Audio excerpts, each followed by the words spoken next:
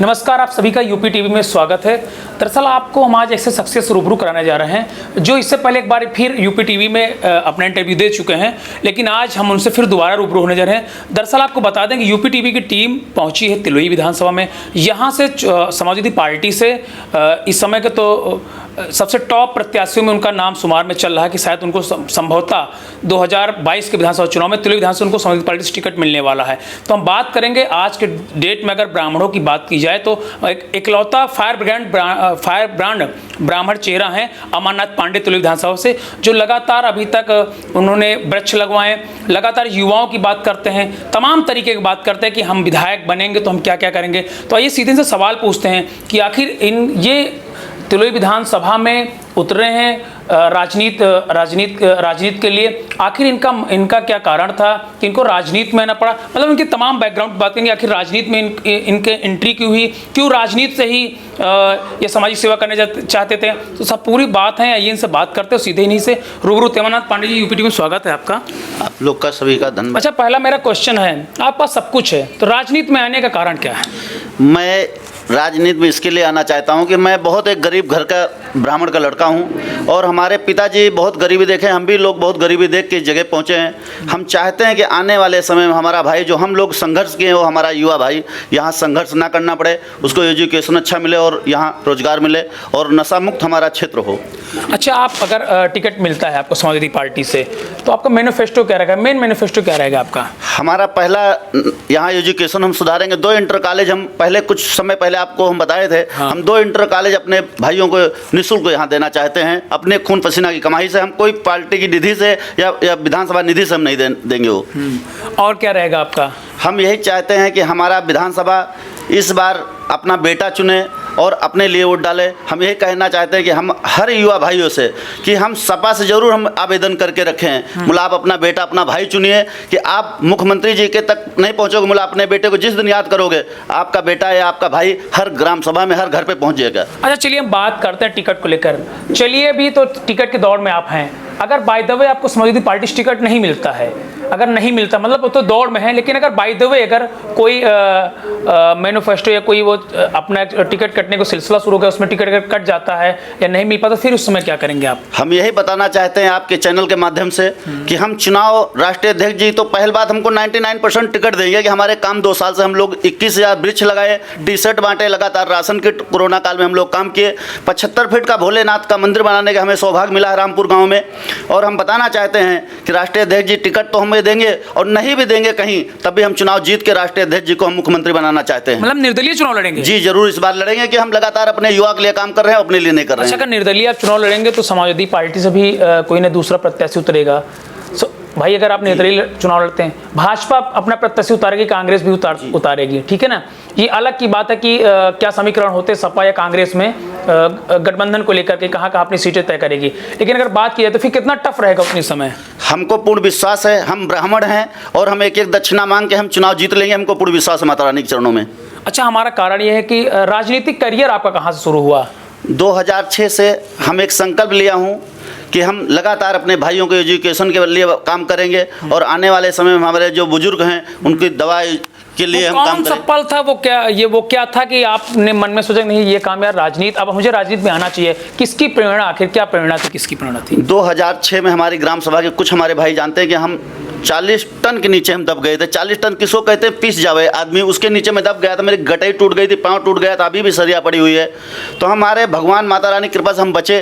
तो हम उसी दिन सोच लिया, माँ सामने फोटो था जगदम्बे माँ का, मैं उसी दिन बोला था कि मैं जिस दिन बच गया उस दिन मैं अपनी लाइफ का 20वां हिस्सा जो आएगा अपने भाइयों के एजुकेशन के लिए लगाता रहूँगा और काम करता रहूँगा कि आने वाले समय में जैसे इस दिन पृथ्वी पे ना रहूँ उस दिन हमारा भाई हमको देख के आने वाले समय में वो राजनीति करे। अच्छा, तिलोई विधानसभा में और क्या चीज़ लगती है कि आपके हिसाब से क्या लगता है कि अभी तक तिलोई विधानसभा उन मूलभूत सुविधाओं से भी अछूता रहा है?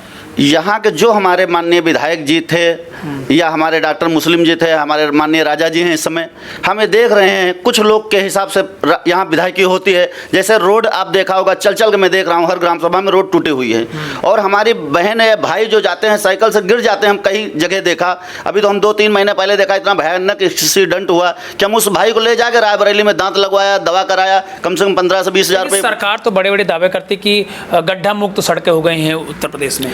हमारी तिलोई विधानसभा में तो नहीं दिख रही है। हमारे यहाँ बाजू में हैदरगढ़ विधानसभा जरूर है कि रोड, हर रोड अच्छे, मतलब हमारी तिलोई विधानसभा में कोई रोड नहीं है कि आज एक भी सानुकूल हो। अच्छा, आप हैदरगढ़ विधानसभा क्षेत्र के रहने वाले हैं, तो तिलोई विधानसभा में आने का मतलब क्या था? आप वहाँ से भी राजनीति करियर अपना शुरू कर सकते थे। जो क्षेत्र पिछड़ा होगा मैं उसी को सोचते हैं, उसको हम संवारें और उठाएं उसको। कोई हमारा तिलोई पिछड़ा क्षेत्र है। हाँ, हम उस रोड से देख रहा हूँ, एजुकेशन से देख रहा हूँ, और बच्चे हमारे 50% नशा कर रहे हैं। हम उसको चाहते हैं कि नशा मुक्त हो हमारा क्षेत्र, और हम अपना घर जब सुधार लिया है तो हम दूसरे पड़ोसी को भी हम चाहते हैं कि हमारे जैसा हमारा कोई भाई। नशा मुक्त में क्या अभियान चलाएंगे? अगर बच्चों को नशा मुक्त करने के लिए क्या आपने सोचा, कैसे उनको नशा मुक्त किया जाता है? हम साल में माता रानी हमें विधायक बनाती हैं, तो हम हिंदू मुस्लिम एक गाड़ी के 2 पहिए हैं, हम दोनों को साथ लेके चलेंगे। और हम चाहते हैं जिस दिन विधायक बनेंगे हम अपने स्कूल में केवल अच्छे मास्टर रखेंगे, और हम 1 घंटा अपने भाइयों को यही समझाएंगे, जिस दिन नशा मुक्त हो जाएगा उस दिन हमारा भाई कोई डॉक्टर, कोई इंजीनियर बनेगा 10 साल में। अच्छा चलिए ठीक, हमने मान लिया आपने, लेकिन हमारा कहने का मतलब ये है कि आप जब विधायक बनेंगे तो नशा मुक्त वाला तरीका, तो क्या लगता है कि जिस तरह जो आप तरीका अपना रहे इससे सफलता मिलेगी आपको? जी, हमारे ग्राम सभा ग्रामा हम रहने वाले हैं इस समय 100। आपने कहीं इस आजमाइश किया अभी इसको? हाँ, कहीं हम ग्रामा में इसीलिए बताना चाहते हैं आपको, हमारे ग्राम सभा में आप जाके देखिए 100 बच्चे में 50% आज इलायची नहीं खा रहा। वो हम 2006 से काम किया हूँ, और हमारा हर एक भाई नशा मुक्त है, आप जाके देख लीजिए। कितने बच्चों को आज तक अभी तक आज तक आपने नशा मुक्त कर दिया है? कम से कम 1000 के ऊपर हमारे बच्चे हैं, पता करिए आप लोग जाके। अच्छा। और 200 बच्चे अहमदाबाद में हमारे साथ रह रहे हैं वहाँ, वो भी सब नशा मुक्त हैं। नशा मुक्त है जी। अच्छा, तिलोई की बात की जाए तो तिलोई हमेशा जो है यहाँ पर अभी अपर्णा यादव जी आई थी, उनका अभी मतलब क्या कहते हैं दौरा था, तो काफ़ी उथल पुथल था कि शायद चुनाव लड़ने के मूड में है, चुनाव लड़ने के लिए आई हैं, क्योंकि उनका अचानक ये दौरा बन जाना कितना मतलब हैरान कर देने वाला था। अब वो राष्ट्रीय अध्यक्ष जी का मैटर है और अपर्णा यादव जी का मैटर है, उसमें हम कुछ नहीं कहना चाहते हैं। हम अपने युवा के लिए चाहते हैं कि हम एजुकेशन और रोजगार और नशा मुक्ति में हम काम करें, हम किसी के बारे में टिप्पणी नहीं करना चाहते। अच्छा, क्या लगता है कि चलिए ठीक है, स्वास्थ्य व शिक्षा और एजुकेशन और रोजगार मेन है मान लेते हैं, लेकिन और क्या आपके मुद्दे रहेंगे कि जो तिलोई विधानसभा के गरीब जनता तक अभी तक वो सुविधाएं नहीं पहुंच पाई हैं? हम गरीब भाइयों को यही बताना चाहते हैं कि इस बार अपना बेटा चुनिए, एक वोट अपने बच्चों के एजुकेशन के लिए दीजिए। हम वचन देते हैं कि 2006 में जो कहा हूँ मैं, एजुकेशन 2027 में आपका बेटा फिर वापस जनता के बीच में आएगा और बोलेगा कि जो मैं 2006 से एक संकल्प लिया हूँ कि मैं चाय नहीं पीऊँगा राजनीति की, विधानसभा निधि के, मैं किसी घर पे चाय गुड़ खाऊंगा या नहीं, कोई सोचे कि मैं चाय गुड़ नहीं खाऊंगा, चाय नहीं पीऊँगा, मतलब विधानसभा निधि का कोई भी आएगा निधि का तो अपने भाइयों के एजुकेशन पे लगाऊंगा कि हमारे बच्चों के चेहरे पे मुस्कान होना चाहिए। अच्छा चलिए, हम दोबारा आपसे वही क्वेश्चन कर लेते हैं। नंगे पैर चलने की प्रथा, परिक्रमा है, तो क्या ये चुनाव के लिए करना पड़ता कि जो है चुनाव जीतने लिए कोई मान्यता थी आपकी, या कोई घर वालों या किसी बाबा ने बताया था आपको? नहीं, ऐसी बात कुछ नहीं है। हाँ। हम एक दिन लेटे थे तो हमें ऐसा सपना आया कि हमारे भगवान रामचंद्र भगवान पर्यावरण ही तो बचाए 14 साल जाके जंगल में, और साधु संतों को सेवा किया, पर्यावरण काम किया।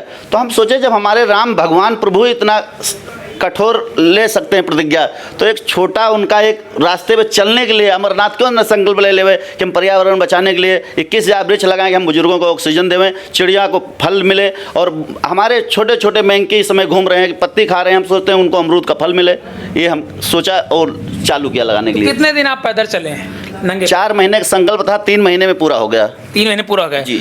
अच्छा चलिए, हमारा बात विकास को लेकर, क्या आप चुनाव विकास और जातिवाद को लेकर होता है? हमारे में हमारी ग्राम सभा बाजू में ही है, जस्ट हम हैदरगढ़ विधानसभा के रहने वाले हैं, कभी हम हिंदू मुस्लिम किया नहीं। मैं हर चौक पे भी मैं 1100 रुपये में दिया हूँ, जो होती है ताजिया रखी जाती है हमारे मुस्लिम भाइयों का। श्रद्धा है, श्रद्धा। हमारा कहने का मतलब ये है कि जो चुनाव है विकास वर्सेस राजनीति और जातिवाद का होता है क्या? मैं देखो अभी फिर आप लोग को भाई बताना चाहता हूँ, मैं यहाँ राजनीति करने नहीं आया हूँ, मैं राष्ट्रनीति करने आया हूँ। पहला विधानसभा इंडिया का होगा, आप लोग 27 में आप गर्व अपने भाई के ऊपर करोगे कि हम केवल राजनीति नहीं करने आए, यहाँ राष्ट्रनीति करने आया हूँ। तिलोई विधानसभा में हर एक हमारा युवा भाई हमारे ऊपर गर्व करेगा 2027 में कि जो मेरा भाई बोला था वो किया है। परशुराम जी की जो तस्वीर है, ये कहीं से आपको प्राप्त हुई या फिर आप मतलब मंगवा के? नहीं, एक हमारा संकल्प है कि हम अपने ब्राह्मणों भाइयों को जब तक मैं जीवित रहूँ एक संकल्प लिया हूँ, साल में एक परशुराम जी की मूर्ति हर विधानसभा में पूरे यूपी में लगेगी हमारी तरफ से। अभी तक कहीं शुरुआत की? हाँ, हैदरगढ़ विधानसभा में रामपुर गांव में सौभाग्य मिला है शिवरात्रि के दिन लगाने के लिए, और परशुराम जी की मूर्ति हमारे राष्ट्रीय अध्यक्ष जी का हमारे ऊपर आशीर्वाद हुआ तो उसी के दूसरे दिन परशुराम जी की मूर्ति लगेगी, और हमें संकल्प है कि हर विधानसभा में हर साल की एक मूर्ति लगेगी। अच्छा, आप इससे पहले भी चुनाव लड़े नहीं कहीं, ये विधानसभा का चुनाव अगर इस स्तर का पहला चुनाव है, तो अगर आपको टिकट मिलता है तो कितना चुनौतीपूर्ण रहेगा तुले विधानसभा में मेहनत करने के बाद मतलब क्या कहते हैं चुनाव लड़ना? जब हमारे साथ बुजुर्ग और युवा है तो हमें क्यों टेंशन है? हमको तो हमारा बुजुर्ग बेटा मानेगा और युवा भाई हमको भाई मानेगा अपना। चुनाव हम जीतेंगे, एक एक वोट मांग। श्योर हैं आप? पक्का पक्का टिकट मिलेगा ना? पूर्ण विश्वास, जीत है, टिकट तो ईश्वर देगा ही, मतलब हमारी जीत निश्चित है। अच्छा हाँ।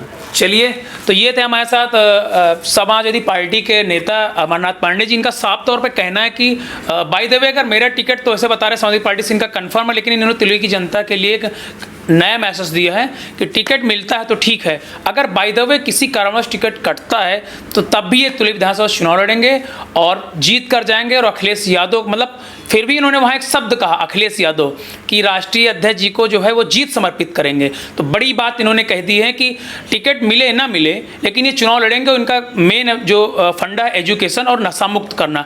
अब देखने वाली बात होगी भविष्य में कि नेता बनने, विधायक बनने के बाद आखिर क्या अमरनाथ पांडे जी अपनी बात पर अडिग रह पाते हैं, यानी ये तो भविष्य के गर्म है। यूपी टीवी के लिए शिवम अवस्थी की रिपोर्ट।